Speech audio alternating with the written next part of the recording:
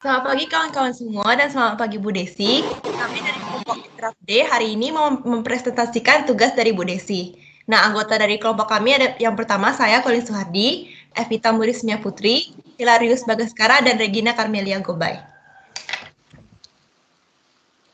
Lalu, saya akan menjelaskan tentang soal yang pertama, yaitu contoh DCMS model dari kreatif industri yang sudah mendunia. Yang pertama itu dari sektor advertising. Contoh perusahaannya Oglify and Mather. Kegiatan kreatif yang berkaitan dengan jasa periklanan adalah komunikasi satu arah dengan menggunakan media tertentu. Oglify and Mather merupakan salah satu perusahaan marketing, communication, atau advertising agency. Perusahaan ini menjual ide kreatif untuk memasarkan suatu brand. Perusahaan yang didirikan oleh David Oglify ini telah membantu mengkampanyekan perusahaan besar seperti Dove, Coca-Cola, hingga Rolls-Royce. Yang kedua dari sektor arsitektur. Contoh perusahaannya itu ada IKEA.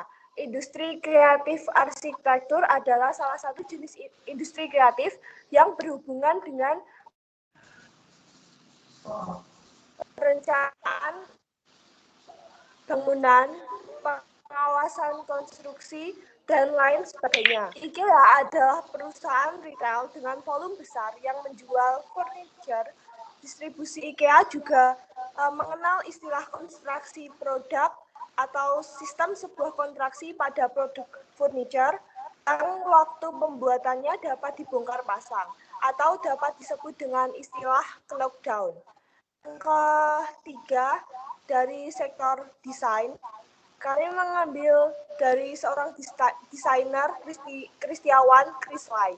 Kegiatan kreatif yang terkait dengan kreasi desain grafis, desain interior, desain produk, desain industri, konsultasi identitas perusahaan, dari jasa riset pemasaran, serta produksi kemasan dan jasa pengepakan.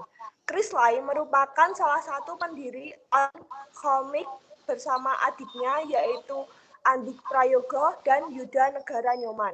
Karya-karyanya yang kreatif hingga membuat karakter dan desain kemasan dari action figure G.I. Joe dari perusahaan mainan internasional Hasbro.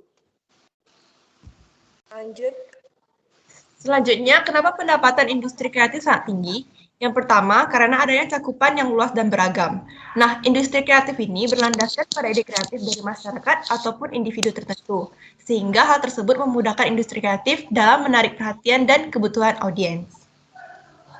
Yang kedua, cenderung menjadi pelapor tren. Banyak hal-hal yang bisa dikembangkan mulai dari hobi-hobi dan minat kecil yang hingga akhirnya berevolusi menjadi usaha yang besar. Contohnya franchise film Marvel. Yang ketiga, talenta sebagai sumber daya utama. Model utama dari industri kreatif adalah ide dan talent yang dimiliki oleh setiap individu. Dan banyak sekali potensi-potensi ide yang dapat mengayomi pendapat industri kreatif.